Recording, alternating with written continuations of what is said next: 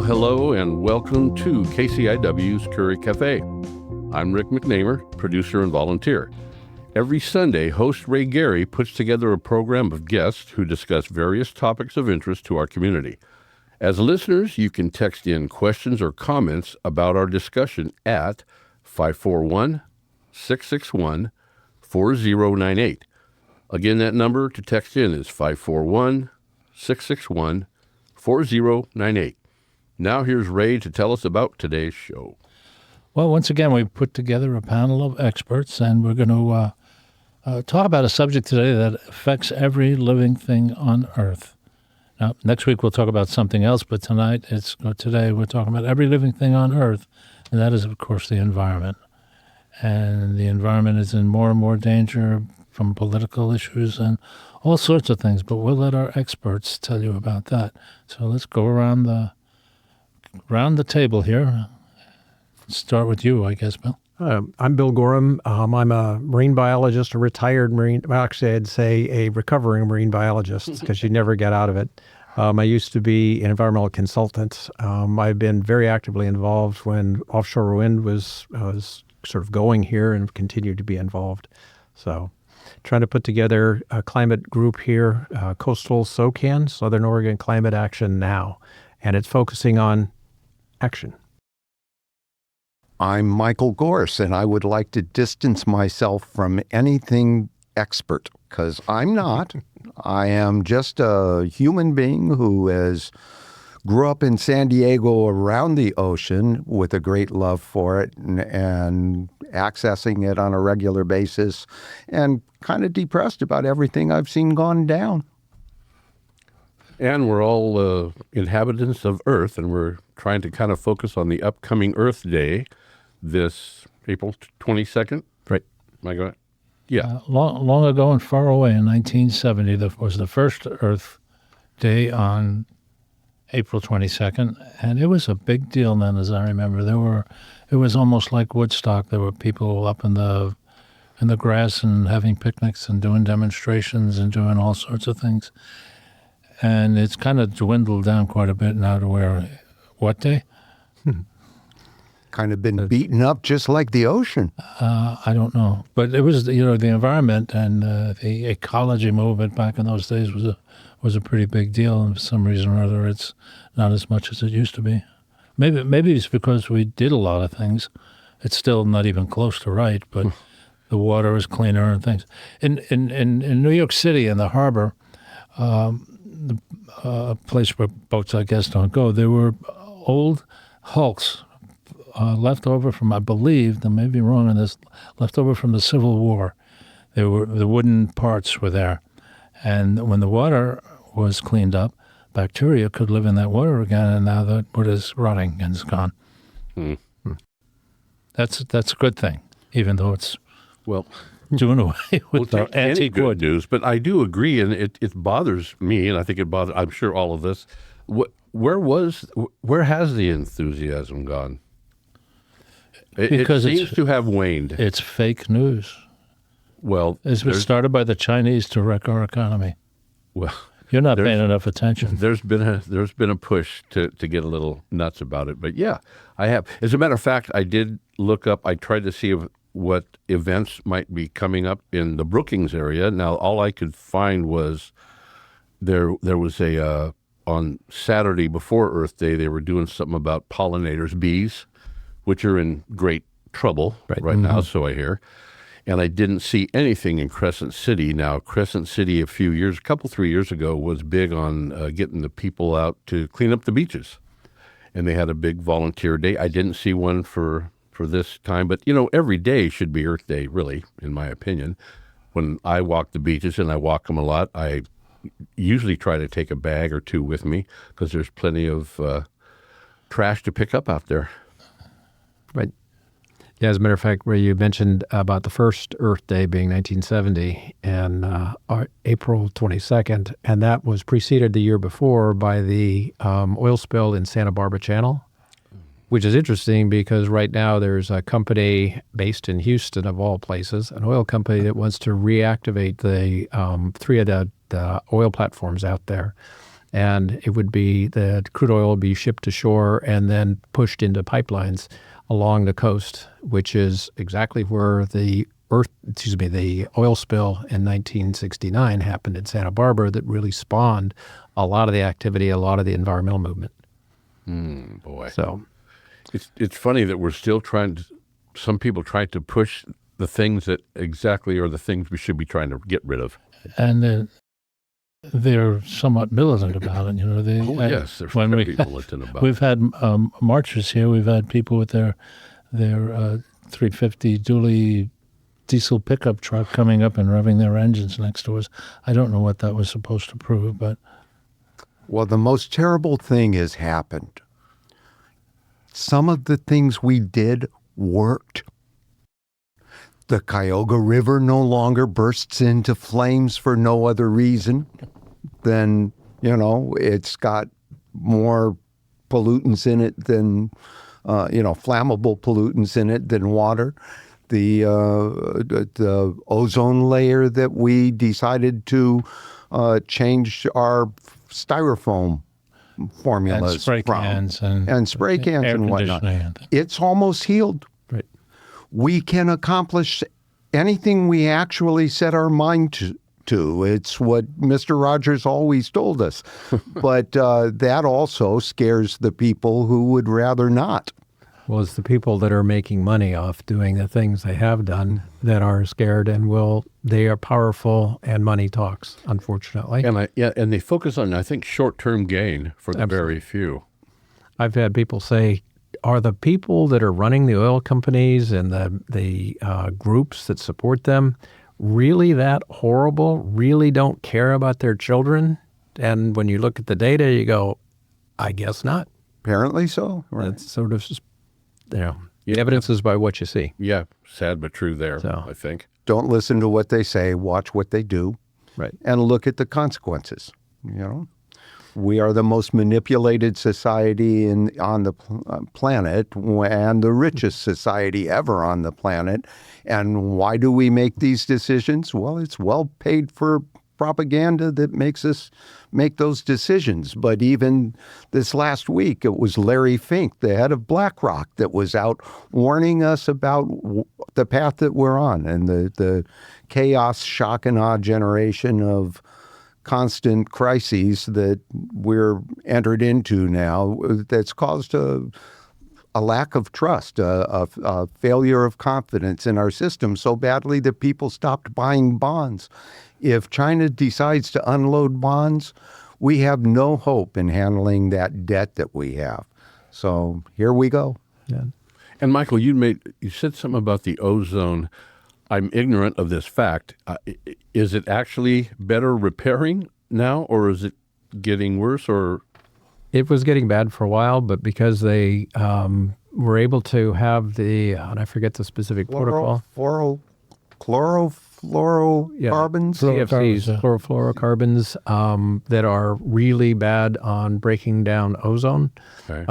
There was and again, I'm blanking on the exact treaty, but it was to phase out the use of chlorofluorocarbons, the CFCs, and they finally were phased out enough, and concentrations went down. They last a long time, but the concentrations are such that the ozone layer, which is over Antarctica, is being repaired. It's going back. Which is good news. Yeah. Well, there are two interesting things about it. It shows that as a world, we can take action and solve a worldwide problem if we decide to do it. That brings it to the point of what's holding us back now is the political will. We've known for decades of what's projected to happen, what's happening right now. I mean, I've said it so many times. In the 1980s, Exxon, being very data-driven, hired some of the best climate scientists, some of the best physicists and chemists, and said, what would happen if we have the carbon dioxide comes out of burning our fuels? What would happen? And they went and looked at it and went, ooh, crap. This is a problem because it's going to cause over time, if we keep doing what we're doing, it's going to raise the CO2 level because CO2 traps heat from the sunlight, which has been known for on the order of 200 years that will make major changes. But then the politics came in, and that's where we are now, and still fighting the same battles of a president that says, drill, baby, drill. Mm-hmm. And to hell with everybody else. But there's so many other things that are going into all of that, like we were talking about before, that it's a good distraction.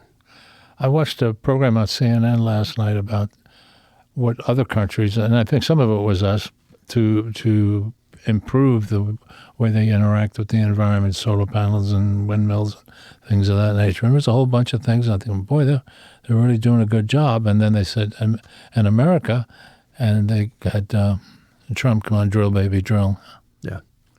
So what's the status of coal now? Is it being used to run power plants, or less, or more, or Yeah, there's still coal power plants. In fact, the last it doesn't have the scrubbers that other existing coal plants in the U.S. have. So it's unrestrained. It's now asking for a waiver from the EPA to continue to pollute without controls, which is interesting because that was a recent decision saying, we have such an energy crisis now. We have to stop regulating all these industries so that they can be successful. Why do we have a crisis? Or where is there a crisis? From my perspective, that's right. We do have an energy crisis. We have the wrong kinds of energy that are being used. It's probably like those countries that are calling up and kissing Trump's ass to please do anything. Sure. Some of those countries who we haven't heard of. Yeah. You mean like Louisiana, Mississippi, and Missouri? Yeah, those countries. Yeah, those countries. I thought it was the ones that were just populated by penguins. So, Yes. Levied some heavy-duty tariffs. Every time there's been some kind of, somebody comes up with, hey, we're doing something wrong here. We used to have lead in our gas, and that when they were taking that, you can't do that. It's going to cost so much more, and it's going to ruin the valves, and didn't do anything except get lead out of the air.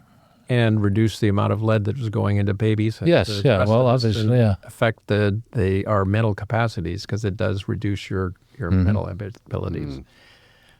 Yeah, so it shows that if we have the political will, we can make things happen in a positive way. And I had circulated an article that was kind of interesting. It was from The Guardian that was talking about an article written by a very senior person in Allianz Insurance Company. I mean, that's one of the business they do.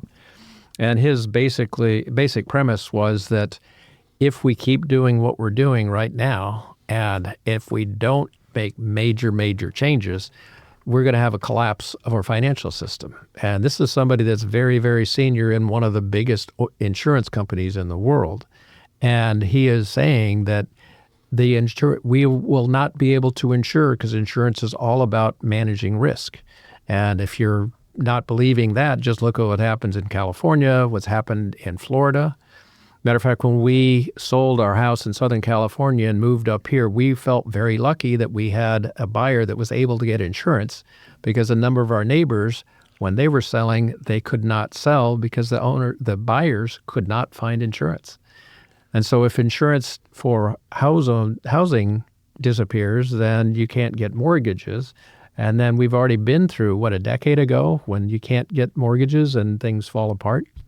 So... And that's going on to this day. I've got friends that live out of the Sacramento Valley up in the foothills that everybody wanted to move up to I lived there for a while, but a lot of them cannot get insurance. Right. And it's just a scary proposition, man. You're damned if you do, damned if you don't kind of a thing.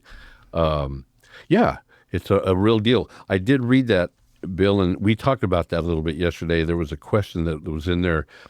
Can capitalism support the fight against climate change? And our engineer, Tom, thank you, Tom, posed another one. He goes, well, can capitalism survive climate change? And I thought that was a good point. Right. And because climate change is still coming, Remember Enron? Right. And there's It's a crisis of confidence is what kills the financial markets. And when it collapses and the trust is gone, it's gone. And it takes a great amount of time and proper behaviors to rebuild trust. Think your relationships in life. Trust is the big issue. And we are in a headlong crisis of confidence right now. yeah. It ain't getting any better until it gets better. And with the causes now, thinking about the causing the human losses that we're experiencing with, got a few drought, floods, hurricanes, tornadoes, wildfires, etc. In turn, it affects loss of life, which has happened. We just talked about it, cost of repair and rebuilding, increase in cost of insurance or canceling insurance. That's all happening right now. Every time I look at the news and there's more fires, I say, when are we going to run out of places to burn? Is there anything left in California? Plenty. Yes. And it's beautiful when you find it. I've thought the same thing too at times. I know what you're talking about because it's not only California; it's the whole western Idaho, California seems to be targeted. New Mexico. Well, yeah, Except look at right now. It's been South Carolina, and was it New Jersey and some other places on the East Coast. And they're saying, holy crap, what's going on? We're not used to this. So the one thing that I think the main theme from what the Exxon scientists had projected many, many years ago, in the 80s and 90s, is we would have more extremes. So we've always had extreme weather, but it happened, they talk about a once in a 1,000 years or once in a generation. And now we have once in generation catastrophes that are happening every year. yearly. Which is holy. Sometimes 3, 4, 5, 6 of them a week. Yeah. So, and that's where they talk about the weird weather or whatever. And yeah, it's the weather that's changing. It's the frequency of those extreme events that doesn't allow us to recover or doesn't allow us to plan for what we have to deal with. There are serious scientists now, not wacko ones that I used to think were wacko anyway, who think that we really do need to start to look at developing or moving our population to another planet when Earth will become uninhabitable. And Mars is what they're looking about, and I can't imagine anything more uninhabitable than that. We'll be living in the vivariums, like I have some tropical frogs at home, and that we'll be living in something just like that. But we won't have anybody pouring bugs in every day, though. Yeah, except that's never going to happen. Right. Oh, It's a sham opportunity that's being offered to you as the solution. If you can terraform Mars, we can fix the Earth. Yeah. Except we don't want to. Well, Carl Sagan talked to us about it really eloquently for his entire career and died frustrated because we were just kept getting dumber. Meanwhile, China, with our cash, is one of the most modern nations on the planet and running around trying to help people instead of bombing them. And we don't seem to understand the difference. And they're seeming to work on their Belts and Roads initiative. They're building infrastructure in a lot of different places, which also happen to have critical elements. And so there's method to their madness, and where they're building ports and building roads and railroads and all. very inexpensive. They are stepping into the void that we've Electric. created with our leadership, Yeah. Right. gladly. And we're the ones who gave them the opportunity and the green light. I wonder whatever happened to those Exxon scientists that were telling them the facts and the truth. Correct? They were let go eventually. Yeah. So because they didn't have a future there, they were serious, good scientists. So they would go to Right. places like NOAA or NASA or some of the others that were doing good science and would continue with that. So Hey, this is an exciting subject I'm sure everybody has an opinion about, so you can give us a call or send us a text at 541-661-4098. 541-661-4098. Operators are standing by. And back to the Exxon scientists, it kind of resembles to me a little bit of the tobacco companies. Absolutely. When they were, from what I remember, they were definitely shown, hey man, this stuff can kill people. And there was, God, it's been a while back, but there was a scene of, I think it was a congressional hearing where they had various tobacco. If you know where I'm going Yes. there, the direct question, does tobacco kill people? And not that I know of, and that kind of a thing. Right. But it's where the money was. That's right. During the Vietnam War, one of the things that protesters talked about is we're keeping this war going to keep the military-industrial complex going. And I can remember as a naive 20-something-year-old saying, how could they think that? Did they think that we want to keep a business running, regardless of how much money you're making, if even just one person was killed? See, I was naive then. I do recall a poster I had at that time, which said, "War is good business, invest your son." And being of that age going, oh, crap. Yeah. 57,000 plus Americans. 58,000. 58,000. And they're still some dying. people still say it wasn't enough. We cut and run. Why didn't we stick to the course? Mm-hmm.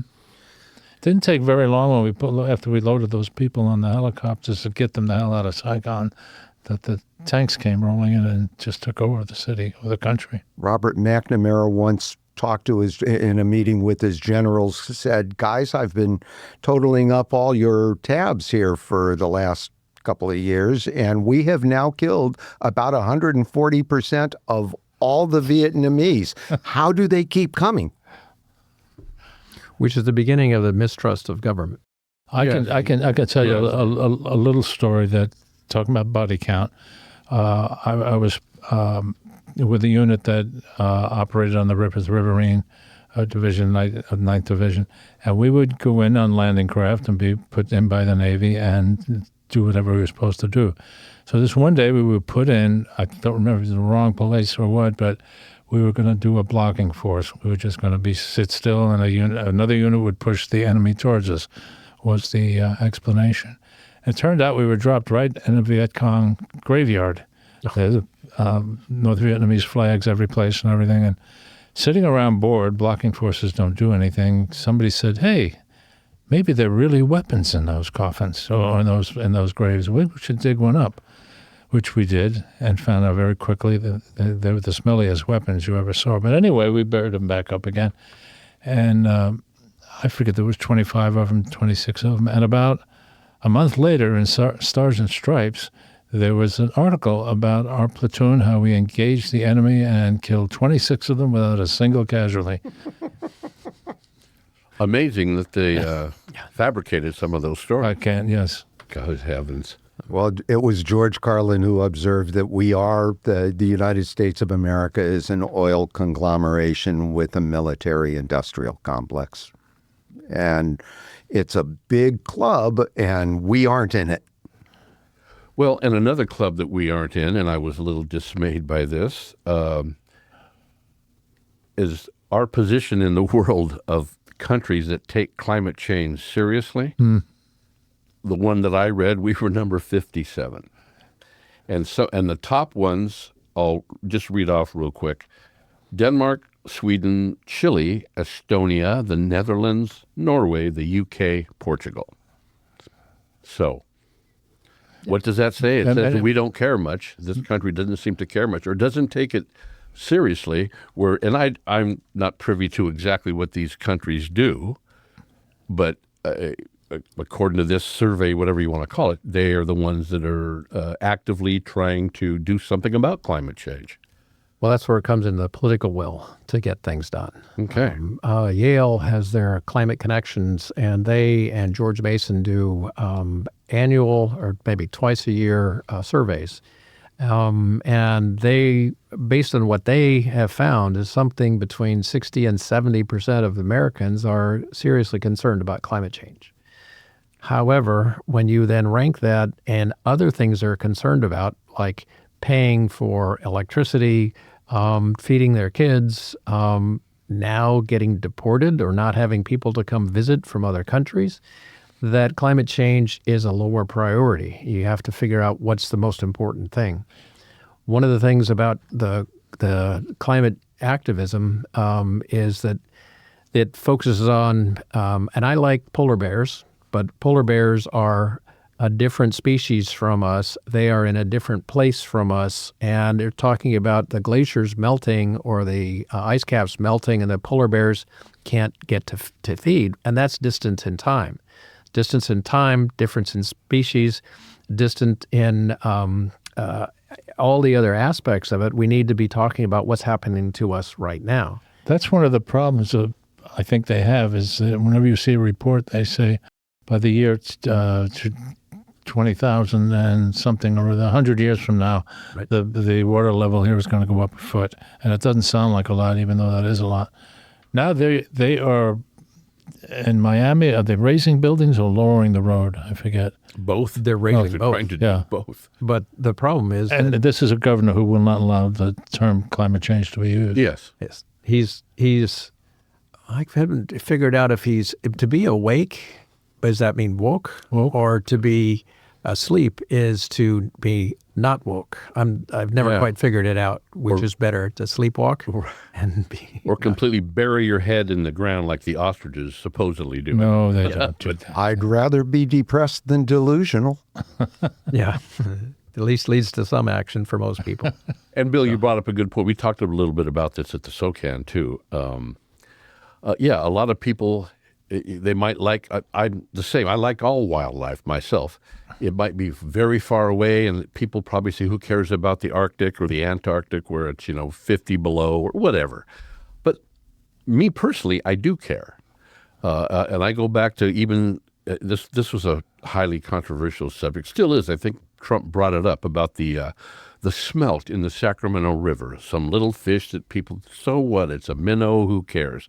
But it all ties into where the health of our complete It's part of the picture.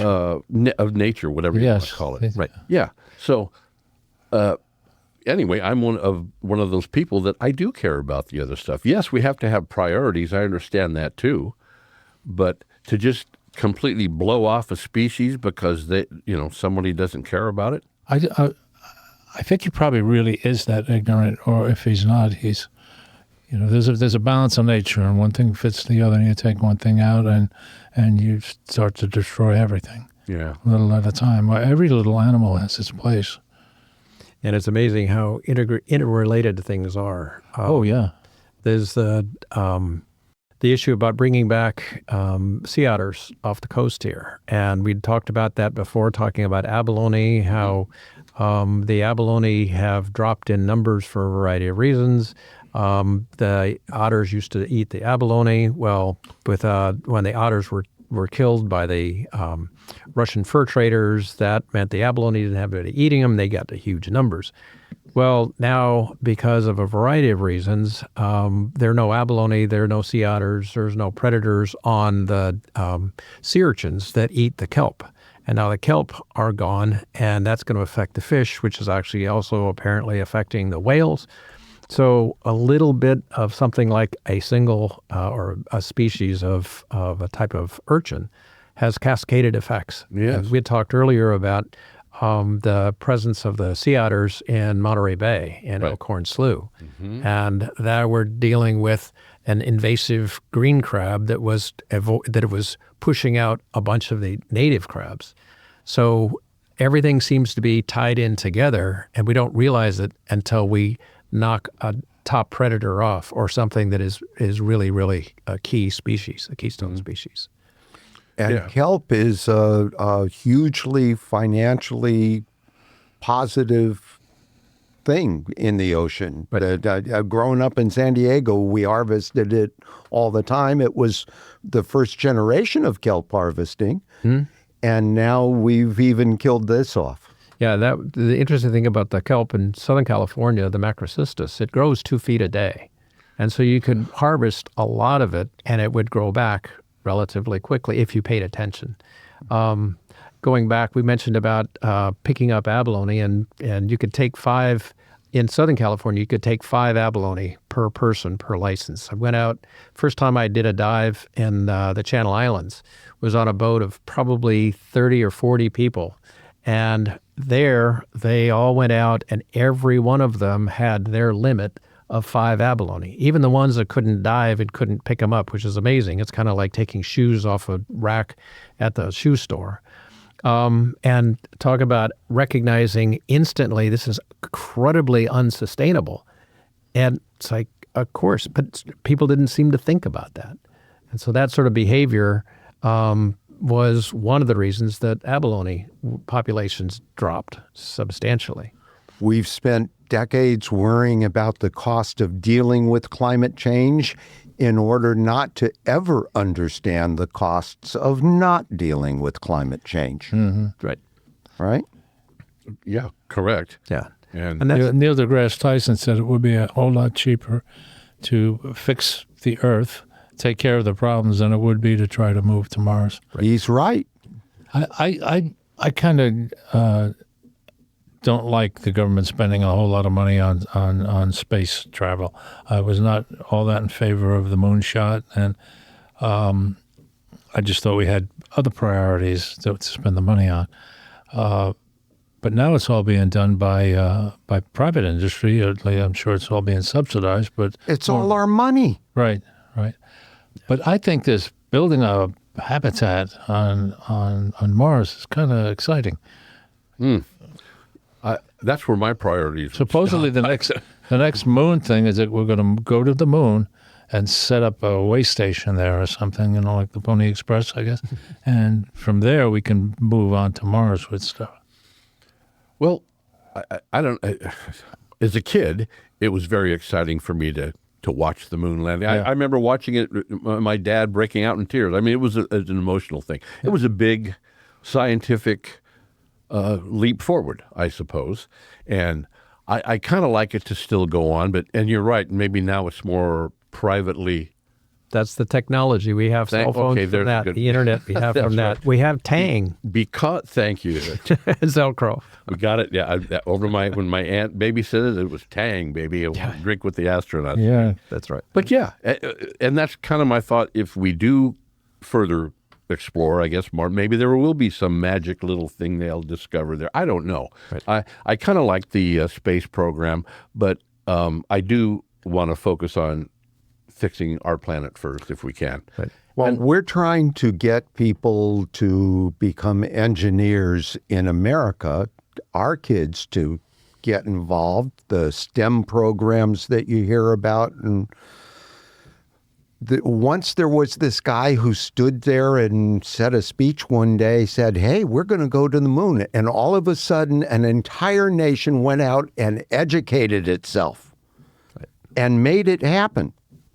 And it happened so beautifully, so easily, that the same people who literally were doing this because as much for the economic reasons and the geopolitical reasons as anything else, were the ones that said, no, we can't afford to keep this going on, right? It's those at the point of time when this was going to go forward was the exact moment in time when the Exxon scientists said, oops. Right.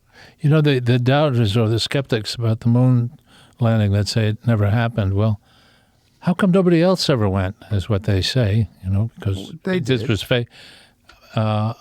Because we already went, pissed away a whole bunch of money. There's nothing more for another country to do. Have the Chinese landed on the moon?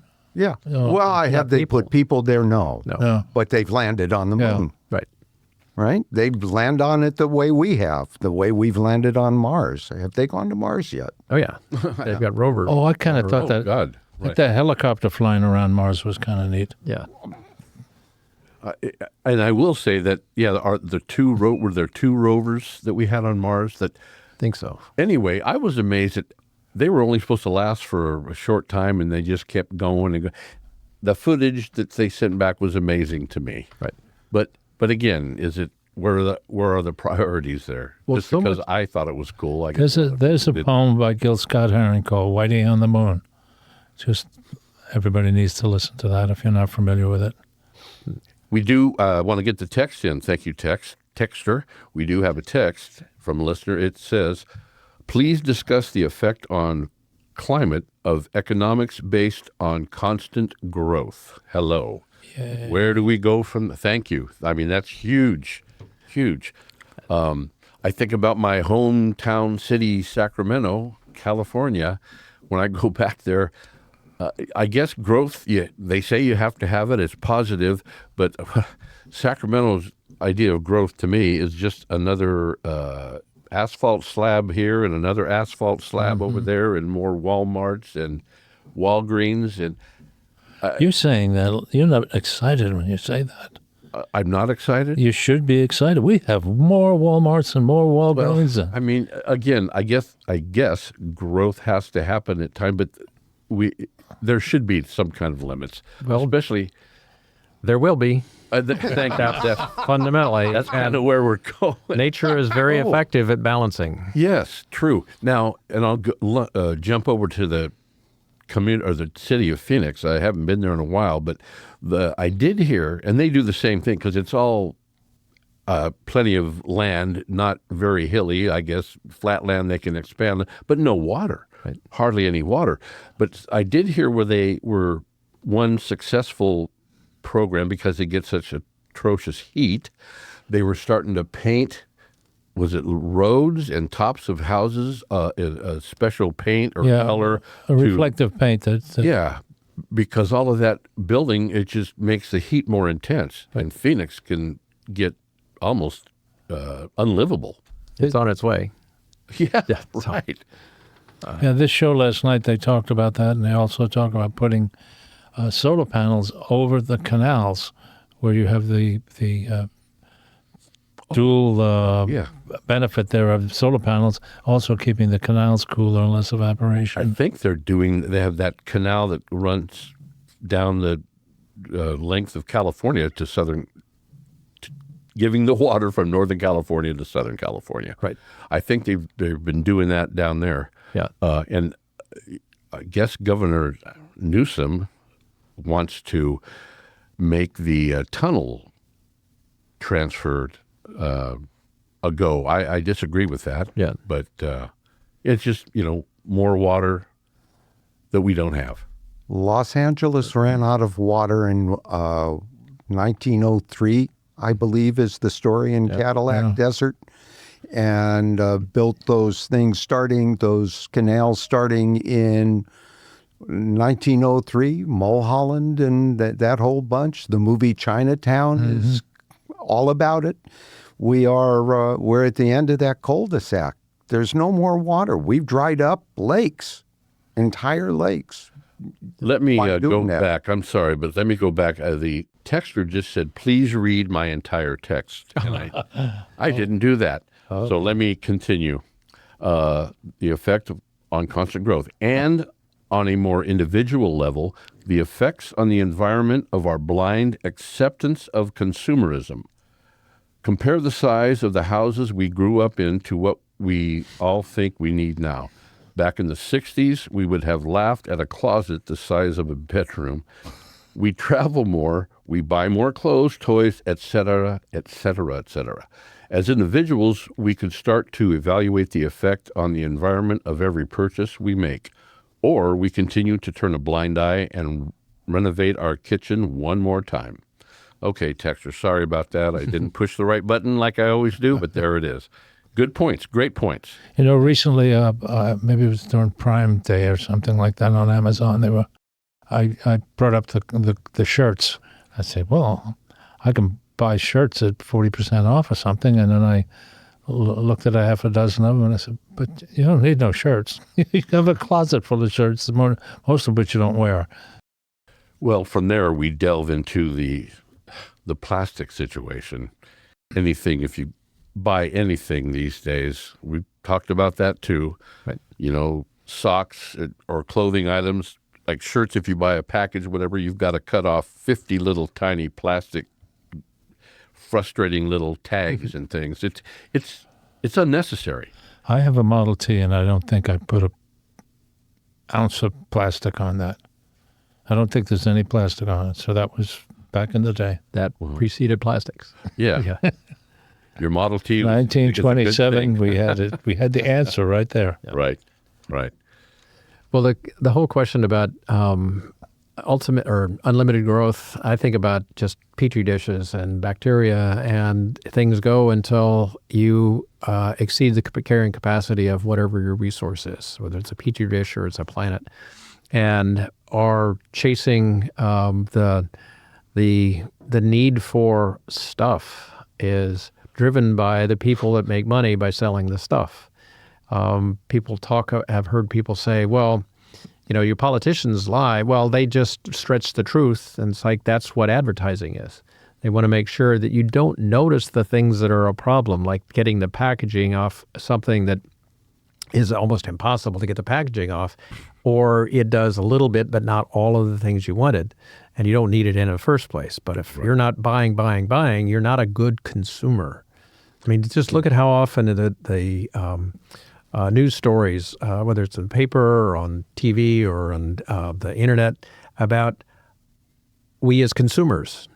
We're consumers. We are occasionally talked about voters, rarely about citizens, rarely about humans, much less humans, one species on this whole planet. So we are typically viewed as consumers. There are countries in the Not world that are stewards. actually losing population. I think Italy might be one, and there are a few that population's going down. And the people are panicking. Who's going to buy the stuff? Well, they're also panicking because you have people that are going to be unable to be taken care of. As younger people, there are fewer and fewer to take care of the older people, the older generation.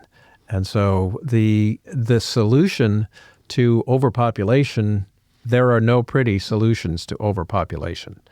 So, and that's been debated for generations. Yes, it has. The Club of Rome in 1968 put out that missive after the population bomb, the book by Paul Ehrlich. Right.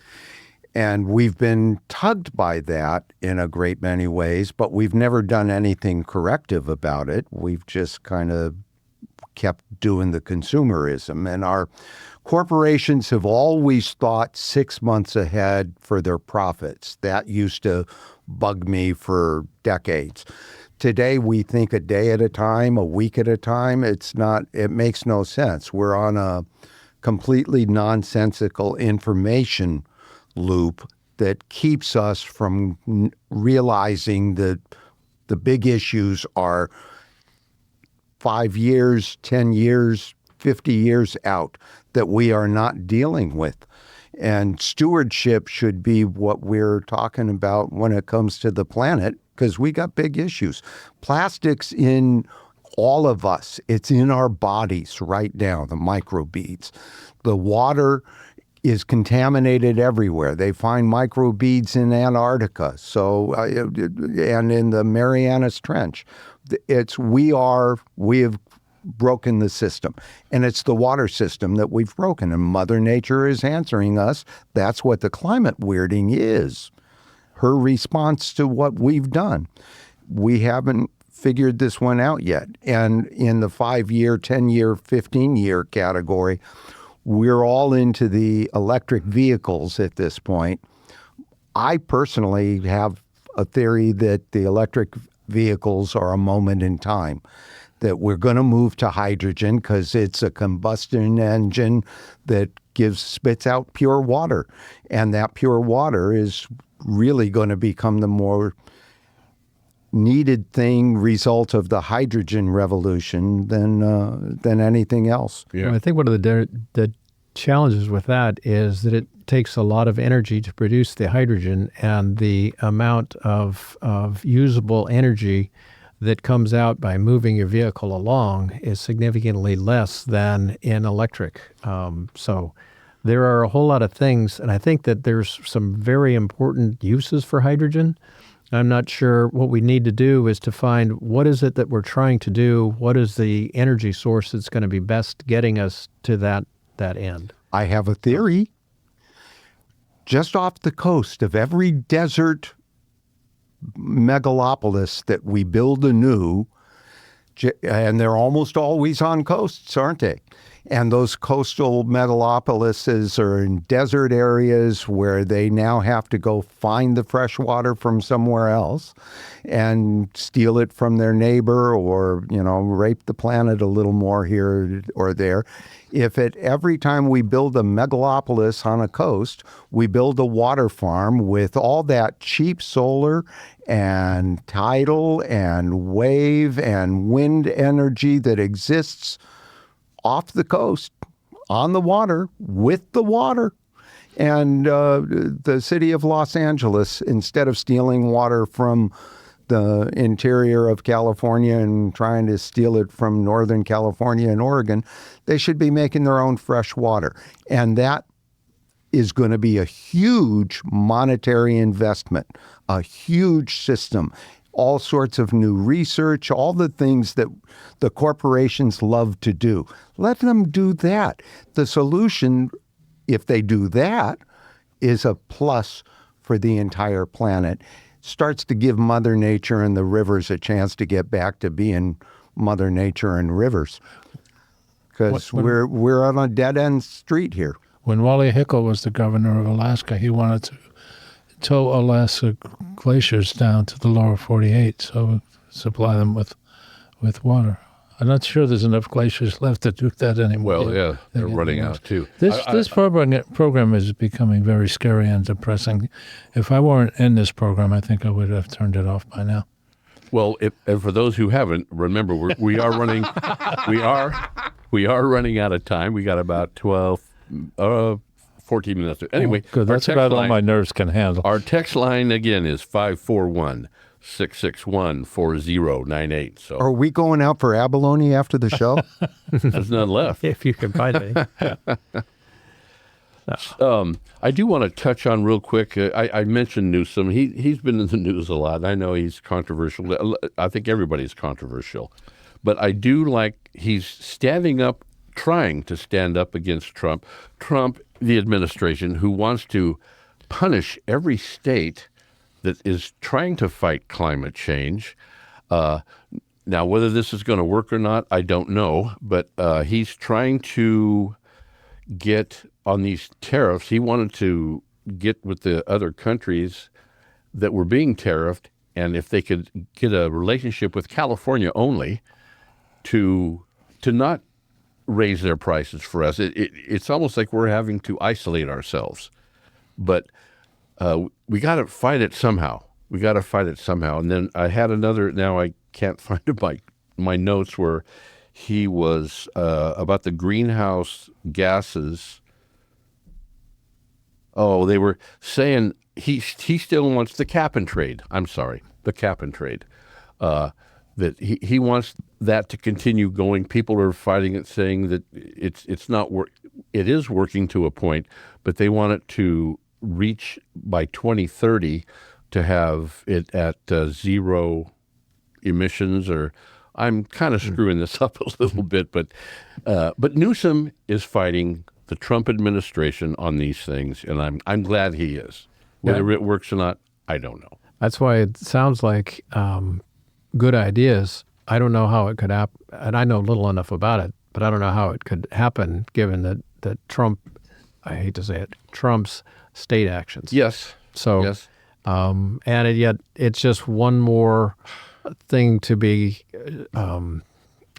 talked about, and waste the time on doing something, talking about the crazy thing that Trump did today or this afternoon or last minute. Mm-hmm. And talking about what can we do individually, what can we do to make a difference for a future.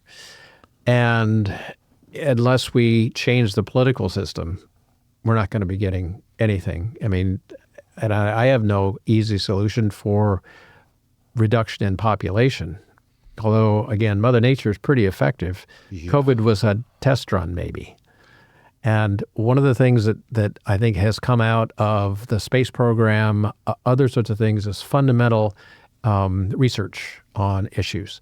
The research that went on for at least a decade on mRNA vaccines was going nowhere till COVID, and then they had a DNA sequence, they had a problem that they were solving, and damn if it didn't save millions of people's lives. But there are hundreds of things like that that are being investigated for basic research. And right now, our federal government is doing everything they can to stop education, stop thinking, stop fundamental basic research, which is it's accelerating our path to a nasty future. If you connect those dots, you're the one that's politicizing it, aren't you? I definitely am, because we know that it's the politics that's causing the trouble for making the solutions. Bless you. And back to COVID real quick.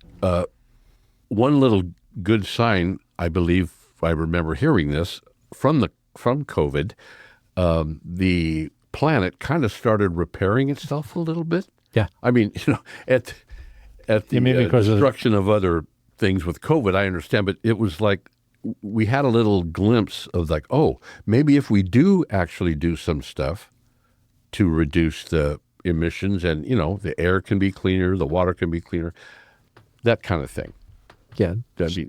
Saw that things could change quickly. Right. Mother Nature is incredibly resourceful in terms of repairing things, but it's also unforgiving. And if you screw it up bad enough, then Mother Nature doesn't really give a damn about us. Nope. So, Correct. And before I forget, we got another text. I hope I read the full thing. California water use step in the right direction. This month, statewide regulations for what's technically called direct potable, I think that's right, potable reuse went into effect.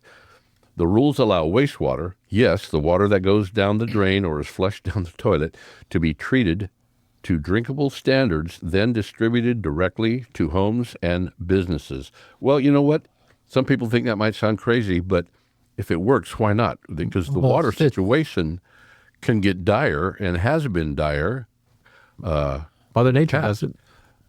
Right, well, it's being done in a lot of places. The water is being filtered and sent back.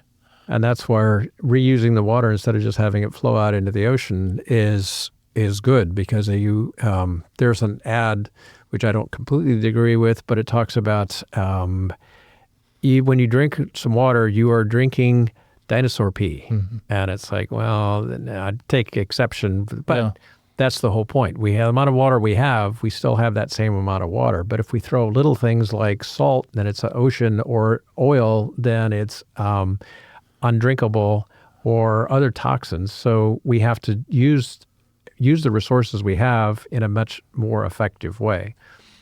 Are we going to be able to turn on the shower now and take a shower with, or the water still trickle out? It'll be drip, drip, drip, and it'll take about a half an hour to get your hair wet. 10 to 15. Maybe 45 minutes for your hair, Ray. 10 to 15 flushes to flush the confidential documents.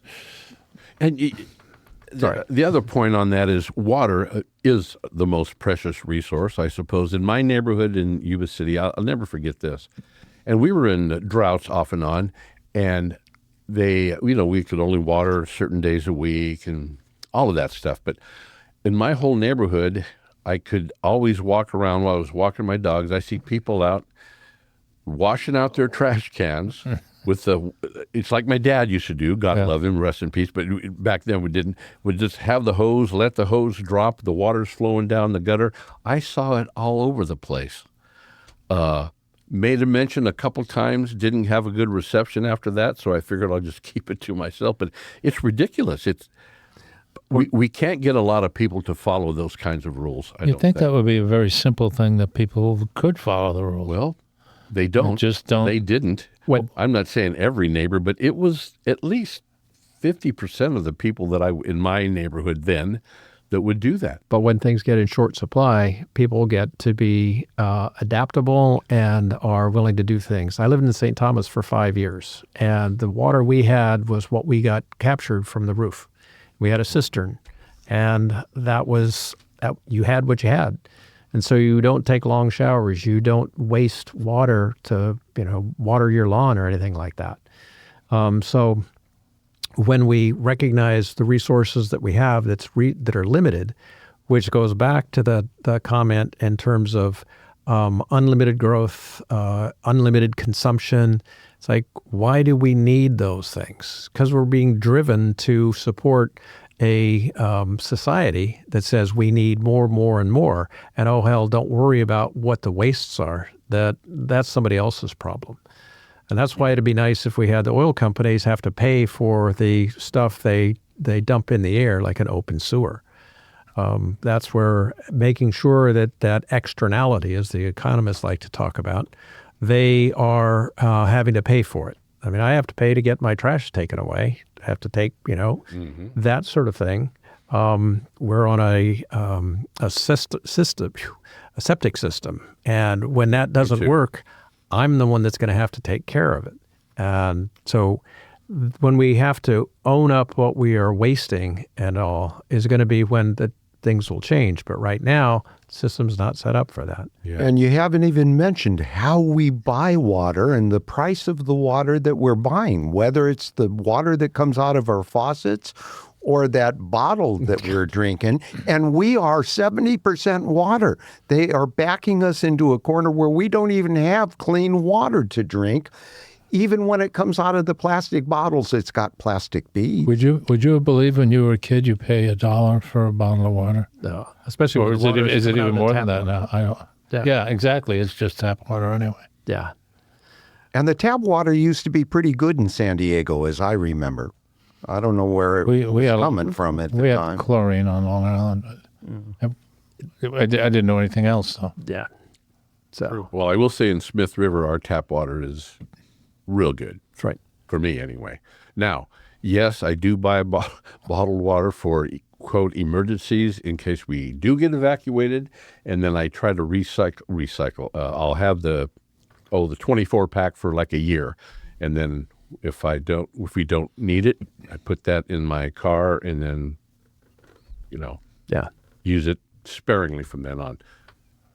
But yeah, I mean, and it is crazy what we do buy in plastic water bottles. It astounds me. It offends me walking through Freddy's or any other stores and see people with cartloads worth of single-use bottles, single-serving bottles. Yeah. It's like, why do you do that? Yeah. You can spend however many bucks it is for a cooler that is going to be able to last many, many, many, many times. So, but it's just marketing. It is. You need this. You don't need it. Right. We were having a conversation, I think it was at the last SOCAN meeting, where we were kind of remembering what it used to be like when we were, as kids, working construction to pay for school. You go to the igloo cooler, and you'd have a paper cup. You get that, and you'd have a big block of ice you put in the beginning of the day. That'd last you for the day working in the sun. Mm-hmm. So why isn't that possible now? Why do you have to give everybody 8-ounce plastic bottles of water? And when I first started with the railroad, that's how we did it too. And on the gangs, we were out with the big igloo with ice, same thing. But then they went to the bottled water, and I could never forget seeing where the train crews would come in and they're done, and that's where all their bottles were out. Rather than throw them in their trash can, they were all over the track and all over the country. Yeah. Just wasteful. Yeah. We are almost out of time, man. We got a minute and a half left. So, Bill, I want to thank you for showing up on the emergency situation that we had. But, Did the bat signal, and I said sure. So Well, anyway, I guess everybody else should know Bill's available. We'll just call him. Bill has no life. anytime. He has no life, he says. Okay, so yeah, we're almost out of time. So Earth Day coming up. What are we going to do? What do you want to do? Me, I'll just continue to pick up the little pieces on the beach when I go for the walk, because there's nothing happening here in town that I'm aware of. Well, there's and I forget the specifics, but I think it was a World Wildlife Fund, WWF, that are saying, if you go to their website, they have, I think, 58 different things you can do for an hour to celebrate or in deference to Earth Day. So WWF.org, maybe? Okay, well, thank you for that. Again, thank you for showing up and helping us discuss Earth Day. Thank Mr. Tom, our engineer, making it all happen. And Thank you for listening. yeah, it's KCIW LP 100.7 FM, beautiful Brookings, Oregon.